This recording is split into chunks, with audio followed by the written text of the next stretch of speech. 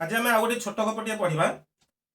बहीटी हूँ अजगर, लिखिं युवगाल्पिक बिचित्र विश्वाल और गपटीर ना हूँ असल डाहाणी। छोट गपटे मसे भितर गाँव 7 जन छुआ मरी जाते, आहरी 4 जन बेमार में पड़ते। बाकी छुआ मान अवस्था कहले न सरे। समस्त देहरे जमी हाड़ कई खंड उपर चमड़ार खाली आच्छादन पड़ी। भीषण भाव अपपुष्टिर शिकार होते समस्ते। गाँ सारा लोक भीषण चिंतार थे। हाउड़ी पड़ जाता समग्र गाँव में। किए जड़े कहला क्यों डाहाणीर नजर पड़ी गाँ उपर, से ही जड़े पर जड़े छुआ को मारी खाऊची। से ही डाहाणी को न धरिले आमे समस्ते मरिबा लोक मन को पाइला कथाटा।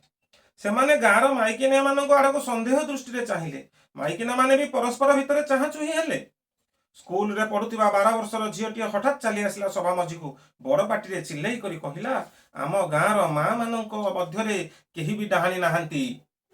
आम गाँर पिलामानंक अंगनवाड़ी माध्यम सरकार देउथुवा छतुआ और अंडा किछि मिलुनी। आम गाँ लोक मानक टंकिकिया चाउल भी मिलुनी। हजार हजार टंका दरमा नेबा पर भी आम ब्लॉक डाक्तरखाना डाक्तर रहुनी। आम आसुवा मागणा औषध को से बजार में बिकी देउछि। आम खाद्य भंडार जंगल को फरेस्टर और ठिकादार मिसी काटी सफा कर देउछंती। सेठी की विदेशी गछ सब लगाउछंती। जंगल भी आउ खाद्य मिलुनी। ताहेले आमे बंचिबा केमिति? आम गाँव में कहीं भी डाहाणी नाहांती जी आम गाँ पिला मानकर छतुआ अंडा औषध टंकिकिया चाउल जंगल को खाईगले से ही माने ही असल डाहाणी। से ही मानक लोभ और डाहाणी मनोभाव जो ही आम गाँव पिला माने मरुछंती। लोक माने स्तब्ध हो जाइथिले झीटीर कथारे।